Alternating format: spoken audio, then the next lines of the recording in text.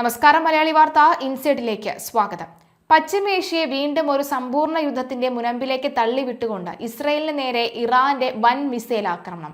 ലബനനിൽ Israel സൈന്യം തുടർച്ചയായി നടത്തുന്ന വ്യോമാക്രമണങ്ങൾക്കും ഹിസ്ബുള്ള കേന്ദ്രങ്ങളെ തകർക്കുന്നതിനുമുള്ള ശക്തമായ തിരിച്ചടിയെയാണ് ഇറാൻ ഇസ്രായേൽ ലക്ഷ്യമാക്കി കൂട്ടത്തോടെ മിസൈലുകൾ വർഷിച്ചത്. കഴിഞ്ഞ ഏപ്രിൽ മാസത്തിൽ ഇരു രാജ്യങ്ങളും തമ്മിലുണ്ടായ കടുത്ത സംഘർഷങ്ങൾക്കൊടുവിൽ പ്രഖ്യാപിക്കപ്പെട്ട താൽക്കാലിക വെടിനിർത്തലിന് ശേഷം ഇറാൻ നേരിട്ട് ഇസ്രായേലിനെ ലക്ഷ്യമിട്ട് ആക്രമണം നടത്തുന്നത് ഇതാദ്യമായി. അതുകൊണ്ട് തന്നെ ഇപ്പോഴത്തെ ആക്രമണങ്ങൾക്ക് നേരെ ഇസ്രായേൽ എങ്ങനെ പ്രതികരിക്കുമെന്നാണ് അറിയേണ്ടത്. ഇറാൻ മിസൈലുകൾ അതിർത്തി കടന്നെത്തിയതോടുകൂടി ഇസ്രായേലിലെ പ്രധാന നഗരങ്ങളിലെല്ലാം അപായ സൈറണുകൾ മുഴങ്ങി. ജനങ്ങളോട് സുരക്ഷിതമായ ബങ്കറുകളിലേക്ക് മാറാൻ ഇസ്രായേൽ പ്രതിരോധ സേന നിർദ്ദേശം നൽകിയിട്ടുണ്ട്. പല മിസൈലുകളും ഇസ്രായേലിന്റെ വിഖ്യാതമായ അയൺ ഡോം പ്രതിരോധ സംവിധാനം തകർത്തതായാണ് പ്രാഥമിക വിവരം. ഏകദേശം 10 ബാലിസ്റ്റിക് മിസൈലുകൾ ഇറാൻ വിക്ഷേപിച്ചതായാണ് റിപ്പോർട്ട്. എന്നാൽ ഈ മിസൈലുകളെല്ലാം തങ്ങളുടെ പ്രതിരോധ സംവിധാനം ഉപയോഗിച്ച് വിജയകരമായി തകർത്തെന്ന് ഇസ്രായേൽ സൈന്യം അവകാശപ്പെട്ടു. വരാനിരിക്കുന്ന ഇറാന്റെ തുടർ ആക്രമണങ്ങളെയും മിസൈൽ നീക്കങ്ങളെയും നേരിടാനും ചെറുക്കാനും ഇസ്രായേൽ പൂർണ്ണമായും ഒരുങ്ങിയതായാണ് വിവരം. ആക്രമണം നടന്നതായി ഇറാനിയൻ മാധ്യമങ്ങൾ റിപ്പോർട്ട് ചെയ്തെങ്കിലും നടന്ന പ്രദേശം, വ്യാപ്തി തുടങ്ങി വിശദ വിവരങ്ങൾ പുറത്ത് വിട്ടിട്ടില്ല. ഇസ്രായേൽ തുടരുന്ന ലബനൻ ആക്രമണമാണ് ഇറാന്റെ പെട്ടെന്നുള്ള സൈനിക നീക്കത്തിന് പ്രധാന കാരണമെന്ന് ഇറാന്റെ പാർലമെന്റ് സ്പീക്കർ അറിയിച്ചു. മേഖലയിൽ തുടരുന്ന നാവിക ഉപരോധവും ഇസ്രായേലിനെ ലക്ഷ്യമിട്ടുള്ള ആക്രമണങ്ങൾക്ക് കാരണമായതായി ഇറാൻ സ്പീക്കർ ചൂണ്ടിക്കാട്ടി. ഇന്ന് രാത്രി ടെഹ്റാൻ കത്തണമെന്നാണ് ആക്രമണത്തെക്കുറിച്ച് പ്രതികരിച്ച ഇസ്രായേൽ മന്ത്രി ഇറ്റ്മർ ബെൻ ഗിവർ എക്സിൽ കുറിച്ചത്. അതേസമയം മേഖലയിലെ സുരക്ഷാ സാഹചര്യം കണക്കിലെടുത്ത് പശ്ചിമേഷ്യൻ അമേരിക്കൻ സേന അതീവ ജാഗ്രതയിലാണ്. ലബനനിലെ ഹിസ്ബുള്ള കമാൻഡർമാരെയും തന്ത്രപ്രധാന കേന്ദ്രങ്ങളെയും ലക്ഷ്യമിട്ട് ഇസ്രായേൽ കഴിഞ്ഞ ദിവസങ്ങളിൽ നടത്തിയ വ്യോമാക്രമണങ്ങളാണ് ഇറാന്റെ പെട്ടെന്നുള്ള സൈനിക നീക്കത്തിന് കാരണം. തങ്ങളുടെ സഖ്യകക്ഷിയായ ഹിസ്ബുള്ളക്കെതിരെയുള്ള ഇസ്രായേലിന്റെ കടന്നുകയറ്റം ഇനി കയ്യും കെട്ടി നോക്കി നിൽക്കില്ലെന്ന വ്യക്തമായ സന്ദേശമാണ് ഇറാൻ നൽകുന്നത്. കഴിഞ്ഞ ഏപ്രിലിൽ ഇരു രാജ്യങ്ങളും നേരിട്ട് മിസൈൽ ഡ്രോൺ ആക്രമണങ്ങൾ നടത്തിയതിനു ശേഷം അന്താരാഷ്ട്ര സമ്മർദ്ദത്തെ തുടർന്നാണ് രംഗം ശാന്തമായത്. എന്നാൽ മാസങ്ങൾക്ക് ശേഷം ആ വെടിനിർത്തൽ കരാർ പൂർണ്ണമായും ലംഘിച്ചുകൊണ്ടാണ് ഇറാൻ ഇപ്പോൾ ഇസ്രായേലിന്റെ മണ്ണിലേക്ക് നേരിട്ട് തീമഴ പെയ്യിക്കുന്നത്. ആക്രമണത്തിന്റെ പശ്ചാത്തലത്തിൽ ഇസ്രായേൽ പ്രധാനമന്ത്രി ബെഞ്ചമിൻ നെതന്യാഹു അടിയന്തര യുദ്ധകാല മന്ത്രിസഭാ യോഗം വിളിച്ചു ചേർത്തിട്ടുണ്ട്. ഇസ്രായേലിനെ ആക്രമിച്ചതിന് പിന്നാലെ മേഖലയിലെ അമേരിക്കൻ സൈനിക കേന്ദ്രങ്ങൾക്കും ഇറാൻ കടുത്ത മുന്നറിയിപ്പ് നൽകിയിട്ടുണ്ട്. ഇസ്രായേലിനെ സഹായിക്കാനോ ഇറാൻ നേരത്തെ പ്രത്യാക്രമണം നടത്താനോ അമേരിക്ക മുതിർന്നാൽ പശ്ചിമേഷ്യയിലെ US സൈനിക താവളങ്ങളും തങ്ങളുടെ മിസൈലുകളും പരിധിയിലാകുമെന്നാണ് ഇറാന്റെ റവല്യൂഷണറി ഗാർഡ്സ് വ്യക്തമാക്കിയിരിക്കുന്നത്. ഇറാന്റെ ഈ കടുത്ത നിലപാടോടെ പശ്ചിമേഷ്യയിൽ വീണ്ടും ഒരു വൻ യുദ്ധത്തിനുള്ള കോപ്പുകൂട്ടലുകൾ ആരംഭിച്ചു കഴിഞ്ഞു.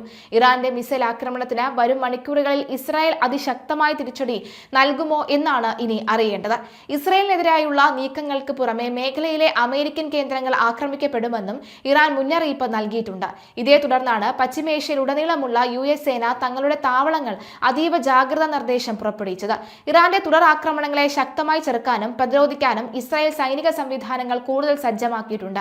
വരും മണിക്കൂറുകളിൽ മിഡിൽ ഈസ്റ്റിൽ വൻ സൈനിക നീക്കങ്ങൾ ഉണ്ടായേക്കുമെന്നാണ് അന്താരാഷ്ട്ര മാധ്യമങ്ങൾ വിലയിരുത്തുന്നത്.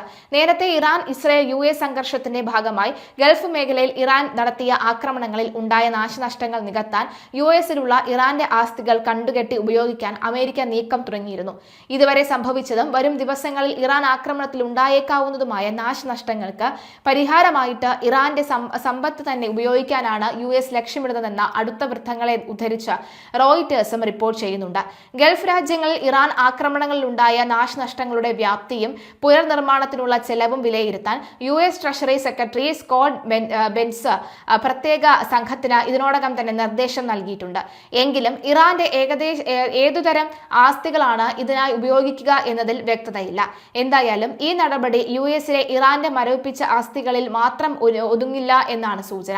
അമേരിക്കയിലുള്ള തങ്ങളുടെ $24 ബില്യൺ മരവിപ്പിച്ച ആസ്തികൾ US വിട്ടു നൽകിയാൽ മാത്രമേ സമാധാന ചർച്ചകൾക്ക് തയ്യാറാകൂ എന്ന് ഇറാൻ പരമോന്നത നേതാവ് അയത്തുള്ള മൊജ്തബ ഖമേനിയുടെ ഉപദേശകൻ മുഹ്സെൻ റസായി കഴിഞ്ഞ ദിവസം CNN-നോട് പറഞ്ഞിരുന്നു. ഇതിന് തൊട്ടു പിന്നാലെയാണ് അമേരിക്കയുടെ പുതിയ നീക്കം. എന്നാൽ അമേരിക്കയുടെ പുതിയ നീക്കം സമാധാന ചർച്ചകൾക്ക് വിലങ്ങുതടിയായേക്കാം എന്നാണ് കരുതപ്പെടുന്നത്. നിലവിൽ സമാധാന ചർച്ചകൾ സ്തംഭിച്ച അവസ്ഥയിൽ കൂടിയാണ്. അതേസമയം അമേരിക്കൻ സെനറ്റിൽ ട്രംപിന്റെ യുദ്ധത്തിനെതിരെ ശക്തമായ വിമർശനവും ഉയരുകയാണ്. അതിന് പിന്നാലെ ഇസ്രായേലിലേക്ക് ഇറാന്റെ കനത്ത മിസൈൽ ആക്രമണം ഉണ്ടായതായി റിപ്പോർട്ട്. ഇസ്രായേലിനെ ലക്ഷ്യമിട്ട് കൂട്ടത്തോടെ മിസൈൽ ആക്രമണമാണ് ഇറാൻ നടത്തിയത്. വരാനിരിക്കുന്ന ഇറാന്റെ തുടരാക്രമണങ്ങളെയും മിസൈൽ വേദ നീക്കങ്ങളെയും നേരിടാനും ചെറുക്കാനും ഇസ്രായേൽ പൂർണ്ണമായി ഒരുങ്ങിയതായാണ് വിവരം. അതേസമയം മേഖലയിലെ സുരക്ഷാ സാഹചര്യം കണക്കിലെടുത്ത് മിഡിൽ ഈസ്റ്റിൽ അമേരിക്കൻ സേന അതീവ ജാഗ്രതയിലാണ്. ഇസ്രായേലിലേക്ക് കൂട്ടത്തോടെ മിസൈൽ ആക്രമണം നടത്തിയതിന്റെ കൃത്യമായ കാരണങ്ങൾ ഇറാൻ പാർലമെന്റ് സ്പീക്കർ വ്യക്തമാക്കിയിട്ടുണ്ട്. ഇസ്രായേൽ തുടരുന്ന ലെബനൻ ആക്രമണമാണ് ഇറാന്റെ പെട്ടെന്നുള്ള സൈനിക നീക്കത്തിന് പ്രധാന കാരണം. മേഖലയിൽ തുടരുന്ന നാവിക ഉപരോധവും ഇസ്രായേലിനെ ലക്ഷ്യമിട്ടുള്ള ആക്രമണങ്ങൾക്ക് കാരണമായി മാറുമെന്ന് ഇറാൻ സ്പീക്കർ ചൂണ്ടിക്കാണിച്ചിരുന്നു. ഇസ്രായേലിനെതിരെയുള്ള നീക്കങ്ങൾക്ക് പുറമെ മേഖലയിലെ അമേരിക്കൻ കേന്ദ്രങ്ങൾ ആക്രമിക്കപ്പെടുമെന്നും ഇറാൻ മുന്നറിയിപ്പ് നൽകിയിട്ടുണ്ട്. ഇതേ തുടർന്നാണ് പശ്ചിമേഷ്യയിലുടനീളം ഉള്ള US സേന തങ്ങളുടെ താവളങ്ങൾ അതീവ ജാഗ്രത നിർദ്ദേശം പുറപ്പെടുവിച്ചത്. ഇറാന്റെ തുടർ ആക്രമണങ്ങളെ ശക്തമായി ചെറുക്കാനും പ്രതിരോധിക്കാനും ഇസ്രായേൽ സൈനിക സംവിധാനങ്ങൾ കൂടുതൽ സജ്ജമാക്കിയിട്ടുണ്ട്.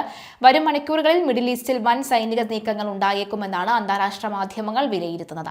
അതേസമയം മിഡിൽ ഈസ്റ്റിലെ അറബ് രാജ്യങ്ങൾ ഇനിമേൽ അമേരിക്കൻ സൈനിക താവളങ്ങൾക്ക് സംരക്ഷണം കവചമായി പ്രവർത്തിക്കില്ലെന്ന് ഇറാന്റെ പരമോന്നത നേതാവ് അയത്തുള്ള ഖമനേയി അറിയിച്ചു. വിശുദ്ധ ഹജ്ജ് തീർത്ഥാടന സീസണിനോടനുബന്ധിച്ച് പുറത്തുവിട്ട ഔദ്യോഗിക രേഖാമൂലമുള്ള സന്ദേശത്തിലാണ് ഗൾഫ് മേഖലയിലും ആഗോളതലത്തിലും രൂപപ്പെടുന്ന പുതിയ ക്രമത്തെ കുറിച്ച് ഖമനേയി വ്യക്തമാക്കിയത്. US-ഉം ഇറാനും തമ്മിലുള്ള സമാധാന കരാർ ചർച്ചകൾ നിർണായക ഘട്ടത്തിൽ എത്തി നിൽക്കവെയാണ് ഇറാന്റെ കടുത്ത നിലപാട്. തങ്ങളുടെ പ്രവൃത്തികൾ തുടരുന്നതിനും മേഖലയിൽ സൈനിക താവളങ്ങൾ സ്ഥാപിക്കുന്നതിനും അമേരിക്കയ്ക്ക് ഇനി സുരക്ഷിതമായ ഒരിടം മിഡിൽ ഈസ്റ്റിൽ ഉണ്ടാകില്ലെന്ന് ഖമനേയി മുന്നറിയിപ്പ് നൽകി.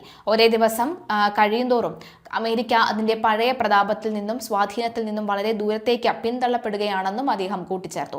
കൂടാതെ ഇസ്രയേലും അതിന്റെ ഭരണാധികാരികളും അവരുടെ വിനാശകരമായ നിലനിൽപ്പിന്റെ അവസാന ഘട്ടത്തിലേക്ക് അടുക്കുകയാണ് എന്നും ഇറാന്റെ പരമോന്നത നേതാവ് തന്റെ സന്ദേശങ്ങളിൽ അവകാശപ്പെട്ടു.